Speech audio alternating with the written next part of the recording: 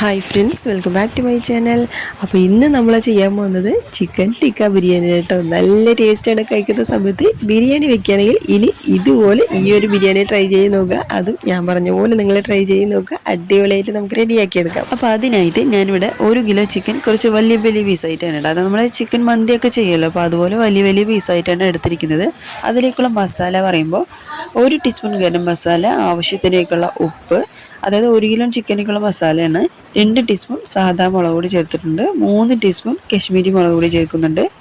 പിന്നെ ഇതിൻ്റെ കൂടെ നമ്മൾ ഇനി ചേർക്കുന്നത് വലിയ ജീരകത്തിൻ്റെ പൊടിയാണ്. 1.5 ടീസ്പൂൺ വലിയ ജീരകത്തിൻ്റെ പൊടി, ഒരു 1.5 ടീസ്പൂൺ ചെറിയ ജീരകത്തിൻ്റെ പൊടി, പിന്നെ ഒരു 1/4 കപ്പോളം തൈര്, അധികം പുളിപ്പില്ലാത്ത തൈര്, ഒരു പകുതി ചെറുനാരങ്ങ നീരും ഒഴിച്ചു കൊടുക്കുന്നുണ്ട്.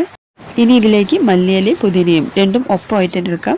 അതിനുശേഷം പിന്നെ 1 ടീസ്പൂൺ കസൂരി മേത്തി ഇട്ട് കൊടുക്കുന്നുണ്ട്.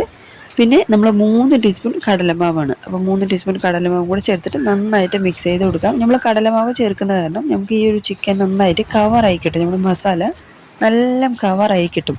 അപ്പോഴാണ് നമുക്ക് നല്ലൊരു ടേസ്റ്റ് ഉണ്ടാവുന്നത്. നമ്മൾ സാധാരണ ചില സമയങ്ങളിൽ നമ്മൾ ചെയ്യുമ്പോൾ ആ ഒരു മസാല നമ്മൾ എണ്ണയിലിട്ട് എടുക്കുന്ന സമയത്തിന് ഏകദേശം നമുക്ക് നല്ലൊരു മസാല പിടിച്ച് കിട്ടാത്ത പോലെ തോന്നും. അപ്പോൾ നമ്മൾ ഈ കടലമാവ് ഇടുന്ന സമയത്ത് നമ്മുടെ മസാല നന്നായിട്ട് പിടിച്ച് കിട്ടും. അപ്പോൾ ഇതുപോലെ നല്ല മിക്സ് ചെയ്തതിന് ശേഷം നമ്മൾ ചിക്കനിലേക്ക് ഇട്ട് കൊടുക്കാം. ആ സമയത്ത് നിങ്ങൾ എരിവും ഉപ്പൊക്കെ നോക്കിയാൽ മതി. അങ്ങനെ ഇതുപോലെ നമ്മൾ ചിക്കൻ നന്നായിട്ട് എല്ലാ ഭാഗത്തും നന്നായിട്ട് മസാല പുരട്ടിയെടുക്കാം. അതിനുശേഷം നമ്മളൊരു 1/4 മണിക്കൂറെങ്കിലും ഒന്ന് മാറ്റി വെക്കണം കേട്ടോ. അപ്പോഴാണ് നമുക്ക് നന്നായിട്ട് മസാല ഒന്ന് പിടിച്ച് കിട്ടുന്നത്. അതിപ്പോൾ നിങ്ങൾ ഫ്രീസറിലോ പുറത്തോ ആണെങ്കിലും കുഴപ്പമില്ല. അപ്പോൾ ഇപ്പോൾ ഒരു 3.5 ടീസ്പൂൺ ഇഞ്ചി വെളുത്തുള്ളിയുടെ പേസ്റ്റ്, അതും കൂടി നമ്മൾ ആദ്യം തന്നെ ഇട്ടേക്കണതാണ്. അത് ഞാൻ മഴയിൽ മറന്നു പോയിട്ട്, അപ്പോൾ നമ്മൾ അവസാനമായിട്ടാണ് നമ്മളതിട്ട് നന്നായിട്ടൊന്ന് മിക്സ് ചെയ്ത് കൊടുക്കാം. എല്ലാം നന്നായിട്ട് മിക്സ് ചെയ്ത് കഴിഞ്ഞാൽ നമുക്കൊരു 1/4 മണിക്കൂർ മാറ്റി വെച്ചതിന് ശേഷം നമുക്ക് പിന്നെ ഫ്രൈ ചെയ്ത് റെഡിയാക്കി എടുക്കാം.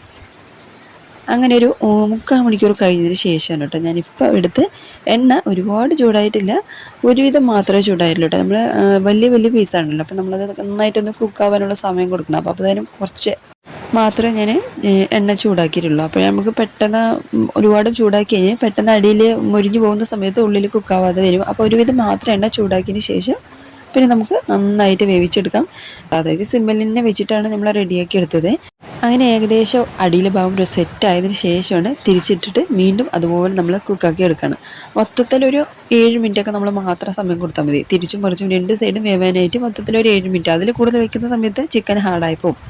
അപ്പോൾ നമ്മൾ എല്ലാ ചിക്കനും എടുത്ത് മാറ്റിയിരിക്കുകയാണ്. ഇപ്പോൾ ബസ്മതി റൈസ്, ഞാൻ ലോങ് റൈസ് അല്ല എടുത്തിരിക്കുന്നത്, ബസ്മതി റൈസാണ്, പക്ഷേ ലോങ് റൈസ് അല്ലാന്ന് മാത്രം. അപ്പോൾ ഞാനിപ്പോൾ നോർമൽ റൈസാണ് എടുത്തിരിക്കുന്നത്. അപ്പോൾ നമുക്കിത് ഒരു 1/2 മണിക്കൂർ ഞാൻ വെള്ളത്തിലിട്ട് വെച്ചിട്ടുണ്ടായിരുന്നു. അപ്പോൾ അതിന് ശേഷമാണ് വെള്ളം തിളയ്ക്കാൻ വെച്ചിട്ടുണ്ടായിരുന്നു. ആവശ്യത്തിനേക്കുള്ള ഉപ്പും, ആദ്യം നമ്മളൊരു ചെറുനാരങ്ങ നീര് പകുതി നമ്മൾ പിഴിഞ്ഞിട്ടുണ്ടായിരുന്നില്ല, അതിൻ്റെ ബാലൻസ് ആണ് കേട്ടോ ഞാനിപ്പോൾ ഈ വെള്ളത്തിലിടുന്നത്. മുഴുവനായിട്ടുള്ളൊരു പകുതി മൊത്തത്തിൽ ഇട്ട് കൊടുക്കണ്ട. പിന്നെ 2 ബ്രിഞ്ചി ഇല ഇട്ട് കൊടുത്തിട്ടുണ്ട്. കൂടെ തന്നെ ഒരു ചെറിയ കഷ്ണം പട്ട ഇട്ട് കൊടുത്തിട്ടുണ്ട്. ഒരു 3 ടീസ്പൂൺ വെളിച്ചെണ്ണയാണ് കേട്ടോ. വെളിച്ചെണ്ണയോ ഓയിലോ നിങ്ങളുടെ അടുത്തുള്ളത് ഏതാ അതുപോലെ ചെയ്ത് കൊടുക്കാം. വെള്ളം നല്ല വെട്ടി തിളക്കണം കേട്ടോ. അതിന് ശേഷമാണ് നമ്മൾ അരി ഇട്ട് കൊടുക്കേണ്ടത്. അങ്ങനെ അരി ഇട്ടതിന് ശേഷം പിന്നെ നമ്മൾ ഇതൊരു 90% കേട്ടോ, ഒരു 10% മാത്രം വേവ് കുറവാണെങ്കിൽ മാത്രം മതി. അങ്ങനെയാണ് ഞാൻ ചെയ്യാറ് കേട്ടോ. എനിക്ക് അതിലാണ് അങ്ങനെ ചെയ്യുമ്പോഴാണ് എൻ്റെ ഒരു തൃപ്തി ഉണ്ടാകുന്നത് കേട്ടോ. ഞാനിപ്പോൾ ഒരു 1/4 ഭാഗം വേവണം എന്നൊക്കെയാണ് പലരും പറയുന്നത്, പക്ഷേ എൻ്റെ ഒരു ഇതിൽ പറയുന്ന സമയത്ത് ഞാൻ 90% വേവിക്കും കേട്ടോ. ദമ്മിലിടുന്ന സമയത്ത് കറക്റ്റ് ആയിട്ടുണ്ടാവും. മാക്സിമം അരികളൊന്നും കുഴയൂല, കറക്റ്റ് ആയിട്ടുള്ള സോഫ്റ്റ് ആയിട്ട് നമുക്ക് അരി റെഡി ആയിട്ടുണ്ടാവും. ഇപ്പോൾ ഏകദേശം റെഡി ആയിട്ടുണ്ട്, എന്നാലും കറക്റ്റ് ആയിട്ടുള്ളൊരു വേവ് ഇനി എത്തിയിട്ടില്ല. ഇപ്പോഴാണ് കറക്റ്റായിട്ട് നമ്മുടെ അരി നന്നായിട്ട് വെന്ത് വന്നിട്ടുള്ളത്. നമുക്കത് മാറ്റി വെച്ചേക്കാം. വെള്ളത്തിൽ നിന്ന് നമ്മുടെ റൈസൊക്കെ മാറ്റിയതിന് ശേഷം ഒരു ഉരുളിയിലേക്ക് ഞാനൊരു 6 ടീസ്പൂൺ എണ്ണ ഒഴിച്ച് കൊടുത്തിട്ടുണ്ട്. ഒരു സ്റ്റാർ അനീസിൻ്റെ ഒരു പകുതി അളവിലേക്ക്, പിന്നെ ഒരു കഷ്ണം പട്ട, ഒരു 4-5 ഗ്രാമ്പൂ, പിന്നെ ഒരു 6-7 ഏലക്കയും കൂടി ഇട്ട് കൊടുത്തിട്ടുണ്ട്. അതെല്ലാം കൂടിയിട്ട് നന്നായിട്ട് എണ്ണയിൽ ചൂടാക്കിയെടുത്തതിന് ശേഷമാണ് 3 വലിയുള്ളിയും കൂടി വളരെ കനം കുറഞ്ഞിട്ട് നമ്മൾ അരിഞ്ഞിട്ട് കൊടുത്തിട്ടുണ്ട്. അപ്പോൾ നന്നായിട്ട് വഴറ്റിയെടുക്കാം. ഏകദേശം ഒരു ലൈറ്റ് ബ്രൗൺ കളർ ആവുന്ന രീതിക്കാണ് നമ്മുടെ ഉള്ളി വഴറ്റിയെടുക്കേണ്ടത്. അപ്പോൾ നന്നായിട്ട് വഴറ്റി കഴിഞ്ഞതിന് ശേഷം നിങ്ങൾക്ക് കാണിച്ചു തരാം. അപ്പോൾ നമ്മുടെ ഉള്ളി ഈ ഒരു രീതിക്കാണ് കേട്ടോ നമ്മൾ വഴറ്റിയെടുത്തിരിക്കുന്നത്. ഇതിന് ശേഷമാണ് നമ്മൾ ഇനി ഇതിലേക്ക് 2 ടീസ്പൂൺ ഇഞ്ചി വെളുത്തുള്ളിയുടെ പേസ്റ്റും കൂടി ഇട്ട് കൊടുത്തിട്ടുണ്ട്. അതും കൂടിയിട്ട് നന്നായിട്ട് വഴറ്റിയെടുക്കാം. അതും നന്നായിട്ട് വഴറ്റി വന്നതിന് ശേഷം 3 തക്കാളി, നല്ല പഴുത്ത 3 തക്കാളി, ഒരു മീഡിയം സൈസിലേക്കുള്ളത്. അപ്പോൾ 3 എടുത്തിട്ട് അതും കൂടി നന്നായിട്ട് വഴറ്റിയെടുക്കാം. അപ്പോൾ നമ്മുടെ ഇഞ്ചി വെളുത്തുള്ളി നന്നായിട്ട് വഴറ്റി വന്നിട്ടുണ്ട്. ഇതുപോലെ നന്നായിട്ട് വഴറ്റിയെടുക്കാം. ഇനി ഇതിന് ശേഷമാണ് നമ്മൾ തക്കാളി ഇട്ട് കൊടുക്കുന്നത്. അപ്പോൾ നമ്മുടെ ഇഞ്ചി വെളുത്തുള്ളി നന്നായിട്ട് വഴറ്റി വന്നിട്ടുണ്ട്. ഇപ്പോൾ നമ്മൾ തക്കാളി ഇട്ട് കൊടുക്കാം. തക്കാളിയും കൂടി ഇട്ടതിന് ശേഷം നന്നായിട്ട് ഉടഞ്ഞ് വരണം കേട്ടോ. നമ്മൾ ഇനി ഇതിലേക്ക് മല്ലിയിലയും പുതിനയിലയും ഒക്കെ ചേർത്തും. അപ്പോൾ അതെല്ലാം ചേർത്തിട്ട് നല്ല കുഴമ്പ് രീതിക്കാവുന്ന രീതിക്കാണ് നമ്മൾ വഴറ്റിയെടുക്കേണ്ടത്. അപ്പോൾ നന്നായിട്ട് നമ്മൾ തക്കാളി ഉടഞ്ഞ രീതിക്ക് നന്നായിട്ട് വഴറ്റിയെടുക്കാം. നന്നായിട്ട് വഴണ്ടി വരട്ടെ. അപ്പോൾ ഇതിപ്പോൾ ഏകദേശം വഴണ്ടിട്ടുണ്ട്. അതിൻ്റെ കൂടെയാണ് നമ്മൾ ഇപ്പോൾ ഒരു അരക്കപ്പോളം തൈരും 1 ടീസ്പൂൺ മുളക് പൊടി, 1 ടീസ്പൂൺ ഗരം മസാല, ആവശ്യത്തിനുള്ള ഉപ്പ്, പുതിനയിലും മല്ലിയിലും അത് രണ്ടും അളവായിട്ട് എടുക്കുക. പിന്നെ 1 ടീസ്പൂൺ കസൂരി മേത്തിയും കൂടി ചേർത്ത് കൊടുത്തിട്ടുണ്ട്. ഇതെല്ലാം കൂടിയിട്ട് നന്നായിട്ട് വഴറ്റിയെടുക്കാം. അപ്പോൾ നമ്മുടെ തക്കാളി നന്നായിട്ട് ഉടഞ്ഞു വന്നിട്ടുണ്ട് ഏകദേശം. അപ്പോൾ ബാക്കിയുള്ള സാധനങ്ങളോട് കൂടിയാണ് നമ്മൾ നന്നായിട്ട് വഴറ്റിയെടുക്കുന്നത്. അപ്പോൾ നല്ല ഒരു തിക്കായിട്ടുള്ള ഒരു ഗ്രേവി ആവുന്ന രീതിക്ക് നമ്മൾ വഴറ്റിയെടുക്കാം. അപ്പോൾ നന്നായിട്ട് ഇളക്കി സിമ്മിൽ തന്നെ വെച്ച് വഴറ്റിയെടുക്കാം.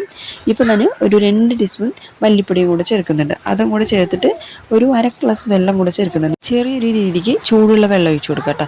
അപ്പോൾ നന്നായിട്ട് മിക്സ് ചെയ്ത് കൊടുക്കാം. ഒരു ചെറിയ ഒരു ഗ്രേവിയുടെ പരുവത്തിലാവണം, തിക്കായിട്ടുള്ളൊരു ഗ്രേവി പരുവത്തിലാവാനായിട്ടാണ്. അപ്പോൾ നമ്മൾ വഴറ്റിയെടുക്കുന്ന സമയത്ത് അടിയിൽ പിടിക്കാതിരിക്കാനായിട്ടാണ് നമ്മളിപ്പോൾ കുറച്ച് വെള്ളം ഒഴിച്ച് കൊടുത്തത്. അങ്ങനെ ഇപ്പോൾ ഒരു 1/2 ടീസ്പൂൺ മഞ്ഞൾപ്പൊടിയും കൂടി ചേർത്തിട്ട് വീണ്ടും നന്നായിട്ട് സിമ്മിൽ തന്നെ വെച്ച് വഴറ്റിയെടുക്കുന്നുണ്ട്. അപ്പോൾ അതുകൊണ്ടാണ് നമ്മൾ ഇത്രയും ഡീറ്റെയിൽഡ് ആയിട്ട് പറയുന്നത്. നമ്മൾ ഈ മസാല നന്നായിട്ട് വഴറ്റിയെടുക്കുമ്പോഴാണ് നമുക്ക് നല്ലൊരു ടേസ്റ്റ് നമുക്ക് ഉണ്ടാവുന്നത് കേട്ടോ. അപ്പോൾ മാക്സിമം സിമ്മിൽ വെച്ച് ഏകദേശം നന്നായിട്ട് വഴറ്റിയെടുക്കാൻ നോക്കുക കേട്ടോ. അപ്പോൾ നന്നായിട്ട് വഴണ്ടി വന്നിട്ടുണ്ട്. ഇപ്പോൾ വീണ്ടും ഒരു 1/2 ഗ്ലാസ് വെള്ളം കൂടി ചേർത്തിട്ട് തിളപ്പിച്ചെടുക്കാം. നല്ല വെണ്ണയൊക്കെ തെളിഞ്ഞ രീതിക്ക് നന്നായിട്ട് തിളപ്പിച്ചെടുത്തിട്ടുണ്ട്. ഇതിന് ശേഷമാണ് നമ്മളിപ്പോൾ പകുതി ഗ്രേവി ഇതിൽ നിന്ന് മാറ്റി വെച്ചേക്കാം. നമ്മൾ ദമ്മിന് ഇടാനായിട്ടാണ്. അപ്പോൾ പകുതി ഗ്രേവി മാറ്റി വെച്ചതിന് ശേഷം നമ്മൾ റെഡിയാക്കി വെച്ചാൽ നമ്മുടെ റൈസ് ഉണ്ടല്ലോ, അത് നമ്മൾ ഇതിലേക്ക് ഇട്ട് കൊടുക്കാം. അപ്പോൾ പകുതി ഇളവിലേക്ക് നമ്മുടെ ഗ്രേവി മാറ്റി വെച്ചിട്ടുണ്ട്. ഇനി നമുക്ക് റൈസ് ഇട്ട് കൊടുക്കാം. പകുതി ഇളവിലേക്ക് റൈസ് ഇട്ടതിന് ശേഷം പിന്നെ ബാക്കിയുള്ള ഗ്രേവിയും കൂടെ അതിൻ്റെ മുകളിലേക്ക് ഒഴിച്ച് നമുക്ക് എല്ലാം സെറ്റ് ചെയ്ത് കൊടുക്കാം. അങ്ങനെ ഇപ്പോൾ നമ്മുടെ റൈസ് ഉണ്ടല്ലോ, അപ്പോൾ നല്ല ചൂടാറിയിട്ടുണ്ട്. ഇനി നമ്മളത് ദമ്മിലിട്ട് ചൂടാക്കി എടുക്കുന്ന സമയത്ത് കറക്റ്റായിട്ടുള്ളൊരു വേവായിരിക്കും. ഇനി നമ്മൾ കുറച്ച് മല്ലിയിലയും പുതിനയിലയും രണ്ടും ഒരേ അളവിലേക്ക് തന്നെയാണ് എടുത്തിട്ടുണ്ട്. അപ്പോൾ മുകളിലേക്ക് കുറച്ച് ഇട്ട് കൊടുത്തതിന് ശേഷം പിന്നെ നെയ്യ് നമ്മുടെ ആവശ്യത്തിന് പോലെ നമുക്ക് ഇഷ്ടാനുസരണം പോലെ നമ്മൾ ചേർത്ത് കൊടുക്കട്ടെ. അപ്പോൾ ഞാൻ കുറച്ച് കൂടുതലായിട്ട് തന്നെ ചേർക്കുന്നുണ്ട്. അപ്പോൾ നല്ല സോഫ്റ്റ് ആയിട്ട് കിട്ടാവും. അപ്പോൾ അതിന് വേണ്ടി ഇതിന് ആവശ്യാനുസരണം പോലെ നെയ്യ് ഒരു 4-5 ടീസ്പൂൺ നെയ്യ് ചേർത്ത് കൊടുത്തിട്ടുണ്ട്. പിന്നെ നമ്മൾ ആദ്യം നമ്മൾ എടുത്ത് വെച്ചിട്ട് നമ്മുടെ മസാല അതും കൂടെ നമ്മൾ ഇതിലേക്ക് ഇട്ടിട്ട് എല്ലാ ഭാഗത്തേക്കും ആക്കി കൊടുക്കാം. ഞാൻ മുഴുവൻ മസാല മൊത്തത്തിൽ ഇട്ട് കൊടുത്തിട്ടുണ്ട് കേട്ടോ. നമ്മൾ ഇനി ഇതിൻ്റെ മുകളിലേക്ക് റൈസ് വെച്ചിട്ട് പിന്നെ നമ്മൾ റെഡിയാക്കി വെച്ചിട്ട് നമ്മൾ ചിക്കനും കൂടെ ഇതിലേക്ക് ഇടുന്ന സമയത്ത് കറക്റ്റായിട്ട് ഉണ്ടാവും.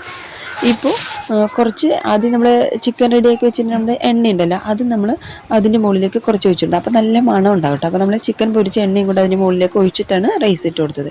ഇപ്പോൾ ജസ്റ്റ് ഒന്ന് ഇളക്കി കൊടുക്കുക കേട്ടോ. നന്നായിട്ട് മിക്സ് ചെയ്ത് കൊടുക്കണ്ട, ചെറുതായിട്ടൊന്ന് ഇളക്കി കൊടുക്കാം. അതിന് ശേഷമാണ് വീണ്ടും കുറച്ച് പുതിനയിലയും മല്ലിയിലയും കൂടി ഇട്ടതിന് ശേഷം വീണ്ടും കുറച്ച് നെയ്യ് ഒഴിച്ച് കൊടുക്കുന്നുണ്ട്. അതും നമ്മുടെ ആവശ്യത്തിന് പോലെ ഒഴിച്ചതിന് ശേഷം ചെറുതായിട്ടൊന്ന് മിക്സ് ചെയ്ത് കൊടുക്കട്ടെ. നമ്മൾ മെൽറ്റ് ചെയ്ത നെയ്യല്ലല്ലോ നമ്മൾ ചേർത്തത്, അതിനും ചെറുതായിട്ടൊന്ന് മിക്സ് ചെയ്ത് കൊടുക്കാം. ചോറ് ചെറുതായിട്ട് ആറിയിട്ടുണ്ടല്ലോ, അപ്പോൾ അത് കാരണമാണ് ചെറുതായിട്ടൊന്ന് മിക്സ് ചെയ്ത് കൊടുത്തതിന് ശേഷം നമ്മൾ പൊരിച്ച് വെച്ചിട്ട് നമ്മൾ ചിക്കൻ ഇതിലേക്ക് വെച്ച് കൊടുക്കാം. ഓരോ പീസും നമ്മളിത് വെച്ച് കൊടുത്തതിന് ശേഷം പിന്നെയും വീണ്ടും നമ്മൾ ആ പൊരിച്ച് വെച്ചിട്ട് എണ്ണ ഉണ്ടല്ലോ, ആ എണ്ണ ഇതിലേക്ക് ഒഴിച്ച് കൊടുക്കട്ടെ. അത് മെയിനായിട്ട് നമ്മൾ ഒഴിക്കാൻ ശ്രദ്ധിക്കണം കേട്ടോ. അപ്പോൾ അത് ഒഴിക്കുമ്പോഴാണ് നമുക്ക് ഈ ഒരു റൈസിന് നല്ലൊരു മണം ഉണ്ടാകുന്നത്. അതുപോലെ നമ്മൾ ഈ ചിക്കൻ്റെ മുകളിലേക്കായിട്ട് ഒഴിച്ച് കൊടുക്കട്ടെ. അപ്പോൾ നമ്മൾ ഒഴിക്കുന്ന സമയത്ത് ചിക്കൻ നല്ല സോഫ്റ്റ് ആയിട്ടും ജ്യൂസി ആയിട്ടും ഉണ്ടാകും. നമ്മൾ ഈ ചിക്കൻ പൊരിച്ച എണ്ണ ഈ ചിക്കനിലേക്ക് ഒഴിച്ചിട്ട് സെറ്റ് ചെയ്ത് കൊടുക്കാം. ഇതുപോലെ എല്ലാ പീസും സെറ്റ് ചെയ്തിട്ട് അതിന് മുകളിലേക്ക് ഇതുപോലെ കുറച്ച് എണ്ണ ഒഴിച്ച് കൊടുക്കുന്നുണ്ട്. അപ്പോൾ ഒരു 10 മിനിറ്റ് നമ്മൾ ദമ്മിലിട്ട് വെച്ചേക്കാം കേട്ടോ. 10 മിനിറ്റ് കഴിഞ്ഞതിന് ശേഷമാണ് നല്ല അടിപൊളിയായിട്ട് മണം എന്ന് പറയുന്ന സമയത്ത് വീട് മൊത്തത്തിൽ വേണമെന്ന് കേട്ടോ. നല്ല ടേസ്റ്റാണ്. നമ്മുടെ റൈസ് ഉണ്ടല്ലോ, ഒന്നും കുഴഞ്ഞിട്ടില്ല, പെർഫെക്റ്റ് ആയിട്ട് വെന്ത് വന്നിട്ടുണ്ട്. അപ്പോൾ ഞാൻ ഈ ഒരു രീതിക്കാണ് കേട്ടോ, ഒരു 90% ആവുന്ന രീതിക്ക് ദമ്മിലിടുന്ന സമയത്ത് പെർഫെക്റ്റ് ആയിട്ടുണ്ടാവും കേട്ടോ നമ്മുടെ റൈസ്. അങ്ങനെ നല്ല അടിപൊളിയായിട്ട് നമ്മുടെ ചിക്കൻ ടിക്ക ബിരിയാണി റെഡിയാണ്. എല്ലാവരും ട്രൈ ചെയ്ത് നോക്കുക. സൂപ്പർ ടേസ്റ്റി ആയിട്ടുള്ള ഈസി ആയിട്ട് നമുക്ക് റെഡിയാക്കി എടുക്കാം. നല്ല ടേസ്റ്റ് എന്ന് പറയുന്ന സമയത്ത് ഒരു രക്ഷയില്ല കേട്ടോ. അടിപൊളിയായിട്ട് റെഡി ആയിട്ടുണ്ട്. നല്ല ചൂടാണ് കേട്ടോ. അപ്പോൾ ഇത് കണ്ടല്ലോ, നല്ല സോഫ്റ്റ് ആയിട്ട് നമ്മുടെ ചിക്കൻ റെഡി ആയിട്ടുണ്ട്. നല്ല സോഫ്റ്റാണ് കണ്ടില്ലേ. അപ്പോൾ എന്തായാലും ഇതുപോലെ ചിക്കൻ ടിക്ക ബിരിയാണി റെഡിയാക്കി നോക്കുക കേട്ടോ. നല്ല ടേസ്റ്റാണ്. അപ്പോൾ എല്ലാവരും ട്രൈ ചെയ്ത് നോക്കുക. കൂടെ തന്നെ നമ്മുടെ ചാനൽ സബ്സ്ക്രൈബ് ചെയ്യാനും ലൈക്ക് ചെയ്യാനും കമൻറ്റ് ചെയ്യാനും ഷെയർ ചെയ്യാനും മറക്കല്ലേ.